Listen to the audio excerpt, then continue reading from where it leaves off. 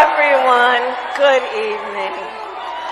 Good evening. So I'm trying to figure this out. Right now, trending is Tampon Tim. Tampon Tim. Ah. Well, you know. All right, ready. Whoa, wait a minute.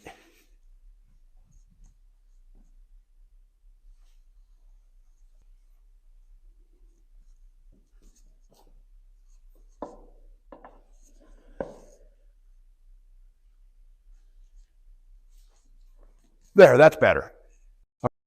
Tampon Tim. That's what look, that's the name they're saying on everywhere. Tampon Tim is calling Republicans weird. You know it, you feel it. These guys are creepy and yes, just weird as hell. That's what you see. You know it, you feel it.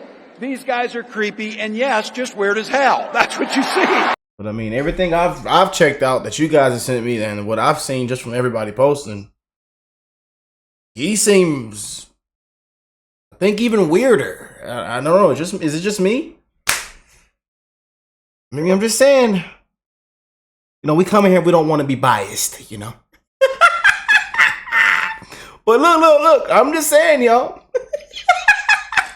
Everything we've seen hit the fan today. I mean, it's looking even weirder on his side. I'm just throwing it out there.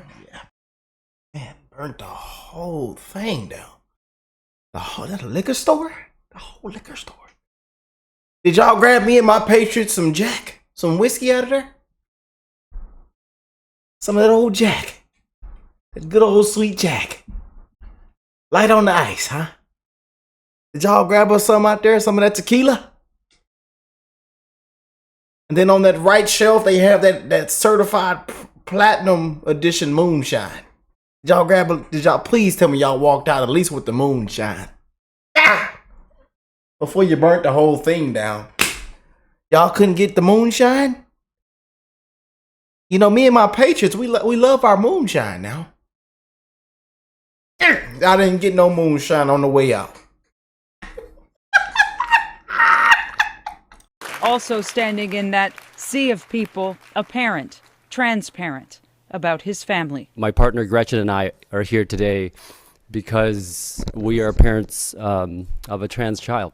Their child is 6 years old, and she was as excited to be.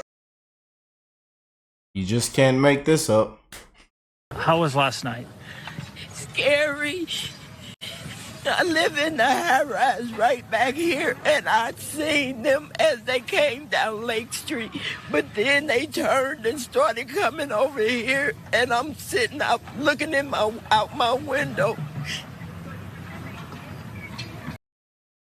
What is going on, beautiful people around the world? My brothers and sisters, man. I hope everybody is blessed, well, healthy, and that nothing but the best is going on in all you beautiful people's life. All right, now it's time to get real. The coconut has fallen out the coconut tree. I just don't know how. As I scroll, and this is going to be an amazing video. So go on, grab your popcorn, grab your nice diet drink, a diet Coke, a sweet, unsweet tea. Get you one of them lemonade, one of them sweetener packets. You know, just come on. Go on, get. It's going to get real in here. Hit that like button, subscribe to the channel if you're new here. Y'all know I keep it real. And again, I don't care what you look like, where you're from, what your age is. If you're black, yellow, blue, green, Latino, Vietnamese, Filipino, if you're Mexican, if you're Caucasian, if you're beautiful, if you're not beautiful, everybody's beautiful. One love to the human race, man. I love you. But boy, as I scroll down my timeline, people are right, man. We're going to have to make this thing too big to rig. Because as you can see, we are against a machine. We encourage everybody to go out and vote, man. You know, they are going to try their hardest, man.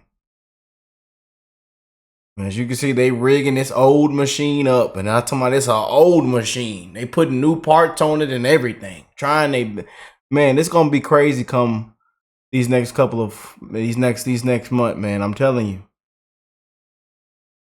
Again, the media just took someone that hasn't got not one vote yet, unpopular, you know. If you look at that record, oh boy, was right behind a man and claimed the president of the United States claimed he was as sharp as a tack. As sharp as a tack. Oh, he doesn't have dementia. He's fine. The fella, man, he's on point. As the last 3.5, 4 years have been completely dog, with millions of Americans struggling, people dying, have died.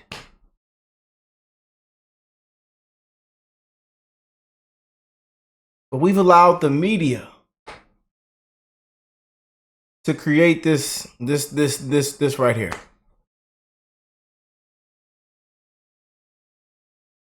No accomplishments. Failure. And people are clapping and celebrating. And I get it. Everybody wants to beat Trump. Trump has hurt a lot of people's feelings. You know. But like I say, it needs to come down to facts over emotions.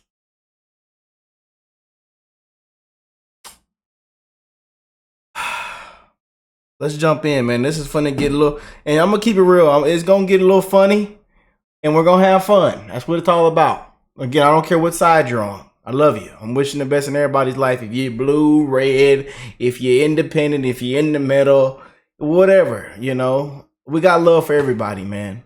But if you haven't been paying attention to what's been going on these last couple of years, yeah. It's going to come down to common sense. As you can see, we are in big trouble. Big dog doo-doo. Yeah, let's get into it. I really do see why people are laughing and they're terrified. I can't take it serious either.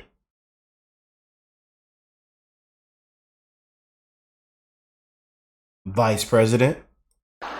This campaign, our campaign, is not just a fight against Donald Trump. Did you hear somebody laugh? Did y'all hear that loud laugh? Fight against Donald Trump is not. Did y'all hear that loud? Y'all hear that loud laugh? Hear this? Somebody's laughing. They're laughing. People, this is.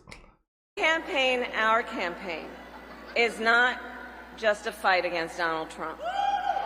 Our campaign, this campaign, is a fight for the future. It's a fight for the future. In Pennsylvania, we fight for a future with affordable housing, affordable health care, affordable child care, paid leave. We fight for a future where we build a broad-based economy, where every American has the opportunity to own a home, to start a business, and to build wealth.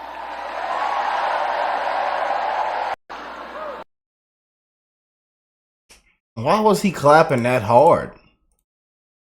He was clapping mighty hard. We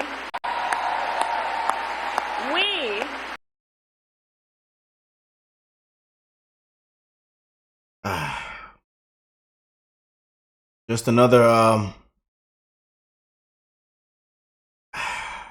anyways. It's not freedom to tell our children what books they're allowed to read. That's not freedom. It's not.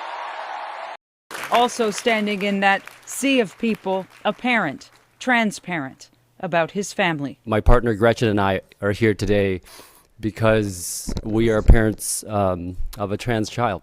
Their child is 6 years old, and she was as excited to be at a boring capital on spring break as any 6-year-old kid could be.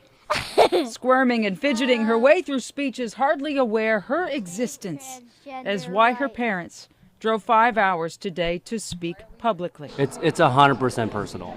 I mean, the safety the happiness of our child is it couldn't be more personal. Asher, why are we here today? For trans rights. For her rights to be her. As you can see from this interview, I can't force my kids to do anything here. Asher has trusted us enough. She believes in our love enough that she has invited us in to see her whole self.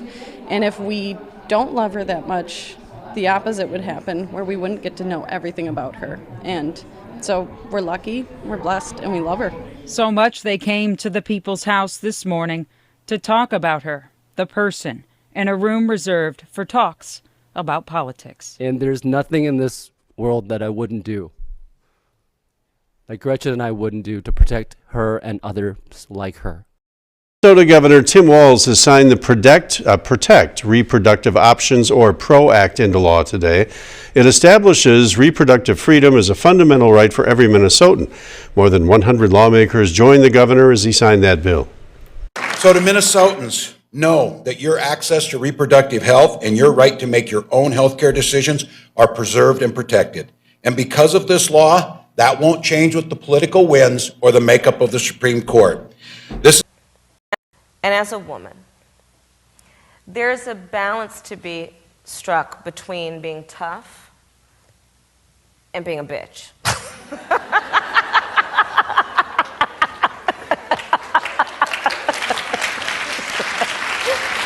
Turn that off.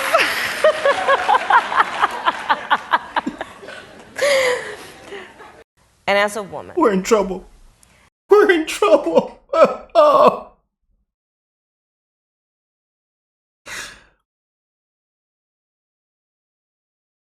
How did the media do this?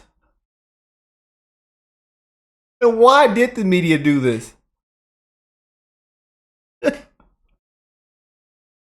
Bidenomics is working.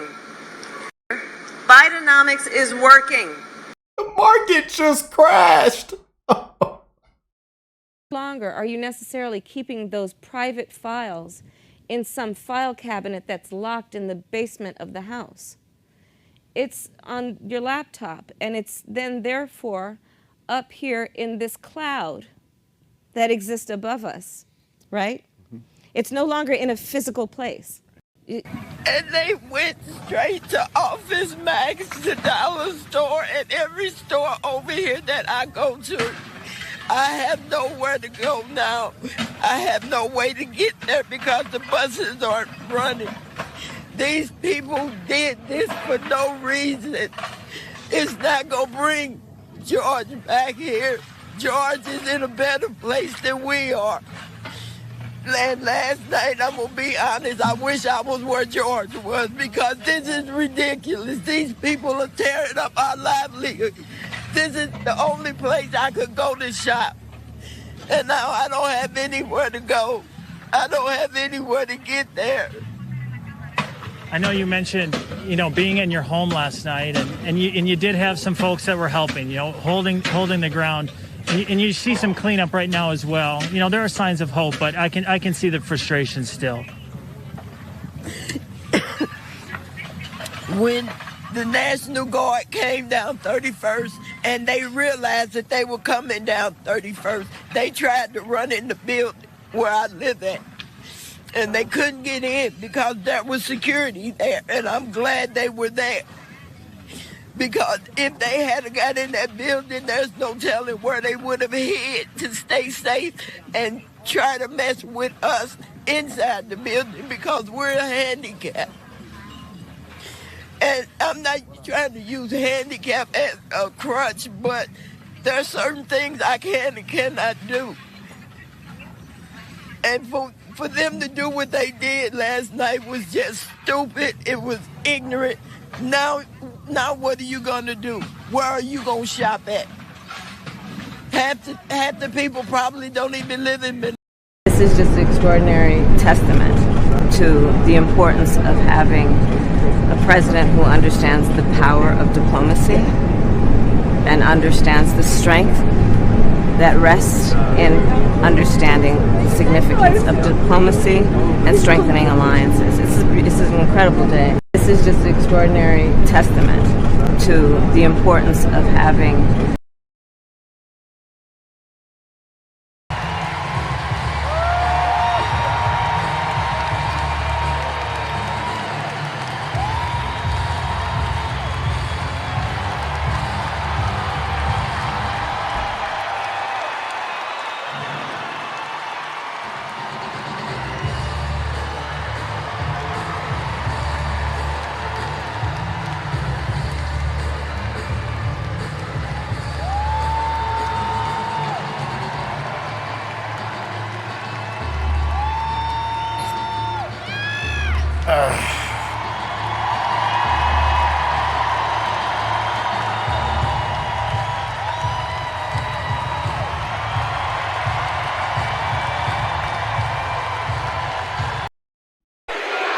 Alrighty, so we have now seen the debut of Minnesota Governor Tim Walz on the national stage, and we saw Kamala Harris introduce him. So, obviously, very, very high energy event. Kamala Harris is bringing out gigantic crowds. Democrats are, in fact, enthused. They brought out Josh Shapiro for a little bit of a consolation run. He yelled a bit, and his voice broke, and he talked a little bit about being Jewish, which gave Democrats cover to ignore the fact that the explicit reason they did not pick him is because he's a Jew. And then Kamala Harris did an entire speech in which she really didn't talk about politics very much. It was just mostly about unity. She actually tried to channel Barack Obama / 2008, circa 2008. She was talking about red states and blue states. She was talking about how she was going to govern for all Americans. And then she gave you the background on Tim Walz. And apparently, according to Kamala Harris, the relevant stuff about Tim Walz is not that he presided over the burning down of Minneapolis and, in his own words, abjectly failed to stop that from happening. It's not that he has praised socialism. It's not that he's blown out the budget to the tune of a 40% increase in the last year. It's not that he has presided over extraordinary fraud in the state of Minnesota. Of course, you wouldn't expect her to say any of those things. It's that if you go back far enough, he was a high school football coach. And don't you know, he's a teacher and a high school football. He's basically Mr. Feeney, but more athletic. He's like Ed Asner, avuncular, moderate, just one of the boys. You know, a guy who can crack a beer and can shoot a rifle, but is also really, really in favor of gun control and transing the kids. That's basically the pitch in favor of Tim Walz. So she does this routine. These rallies are incredibly well choreographed. I will say that. They are very well choreographed. She calls for a chant, and a chant goes up. First Democratic rally I've seen for a while where people start actually cheering USA. And why are they cheering USA? Because she says, what an amazing country this is. What an incredible country where a person like me, middle-class person, or Tim Walz, middle-class person, can become the president and vice president of the United States. Now, I agree with that. But she doesn't agree with that. She believes that America is systemically racist. So does Tim Walz. Tim Walz said back in 2020 that he believes that those riots were a reflection of the great evil that America represented. And yet here they are doing the unity routine. And that's what is so false about all of this, is this idea that these folks are real reminders of what brings us together, that what they are really interested in more than anything else is governing for all Americans. They are radically to the left. This is why the Trump campaign has a moral obligation to remind the American people that these people are radically to the left. Okay, so that's all the intro to Tim Walz. Then Tim Walz gets up, and he's quite good. I mean, let's just be frank about this. Tim Walz gives a speech, and the speech is avuncular, and it's charming. He's smiling the whole time. He doesn't look uncomfortable smiling. He attacks J.D. Vance. He attacks Donald Trump, of course. The lowest point of the speech is his attempt to signal to his base that he'll take the gloves off with J.D. Vance. He makes some sort of dumb joke about J.D. Vance getting up off the couch, which is supposed to be a joke about a meme that was going around the internet about a false passage that doesn't exist in Hillbilly Elegy. Supposedly J.D. Vance having some sort of sexual relationship with the couch. Is really stupid, but it's become a Democrat meme, and now you've got the vice presidential contender who's actually throwing that out there in public. Wink, nod. He even stopped and said, you can see what I'm doing there. And that's the whole idea here. Meanwhile, don't worry, he's bringing Americans together. Now, at no point were the challenges that actually face the country ever brought up. The challenges, apparently, according to Kamala Harris and Tim Walz, the big challenges are that Obamacare might get repealed. That's like the big challenge. The big challenge is that Donald Trump might ban abortion, which, of course, he has said he is not going to do and has no interest in doing. At no point was there any talk about fixing the economy. Apparently, the big threat to the economy is the Donald Trump tax cuts, according to Tim Walz. And if those tax cuts were to continue, people might be able to keep more of their own money. And that is a serious, serious problem. Meanwhile, you have Kamala Harris out there. No mention of the fact the Middle East is on fire. No mention of foreign policy. No mention of exactly why the Biden administration seems to have taken the side of Iran in the Middle East. None of that, of course. No serious dealing with issues. And that is the theme of this campaign. In the end, that's the theme of this campaign. Ignore everything. Ignore all of the activities of the Biden campaign and the Biden-Harris administration. Ignore all of it. Ignore Tim Walz's tenure as governor. Ignore all of it. They are casting a TV show. And in this TV show, you have the very charming Kamala Harris, who apparently is filled with joy. That's the other thing that we learned here. So you got the words unity and you got a lot of joy. According to Tim Walz, Kamala Harris is not weird. Right? That crazy laughter, that stuff, not weird. That's joy. The weird dancing and the strange motions, that's not weird. That's joy. And if you don't understand that it's joy, it's because you don't understand joy. Okay, so again, all of this is pablum. It's crap. It's insulting crap for people who actually follow politics. But what I fear is that most Americans do not follow politics. And this is why, once again, it is incumbent on the Trump campaign to remind Americans of who these people are. Nobody has ever heard of Tim Walz. They don't know that he presided over the burning down of Minneapolis. They do not understand that Tim Walz, who had people chanting, "Mind your own business," at this rally, literally forced everyone to close their business in the state of Minnesota during the pandemic. He was one of the worst lockdown governors in America. It's up to Donald Trump and team to remind people of that. The media are not going to do it. And as much as conservatives like I will complain that the media are not doing their job, of course they're not doing their job. Because what we think their job is, to do journalism, is not what they think their job is, which is to provide cover for Kamala Harris and Tim Walz long enough that they enter the White House. So let's not make a mistake about this. The Tim Walz pick, it's going to have a lot of vulnerabilities that Trump can attack, but Trump has to do the attacking. There's certainly enthusiasm. There's certainly talent on the left side of the aisle. People forget that Kamala Harris on the stump can be quite good. We've seen so many clips of her being a weirdo that it's easy to forget that she actually got ahead in politics by being pretty good on the stump, at least from 2019 on or so. She hasn't met the road yet. The rubber has not met the road. She's not been asked a tough question. But Republicans are going to have to do that. I don't want to open my YouTube and see 100 Kamala Harris, Tim Walz ads. The Trump campaign needs to be dumping hundreds of millions of dollars into introducing the Harris-Walz team, the radical duo, the bail out the rioters from prison candidate, and the governor who didn't want to put them in prison in the first place. They need to introduce that team to the American people, because if the only team the American people see is the team that was at that rally, that's very good news for Democrats.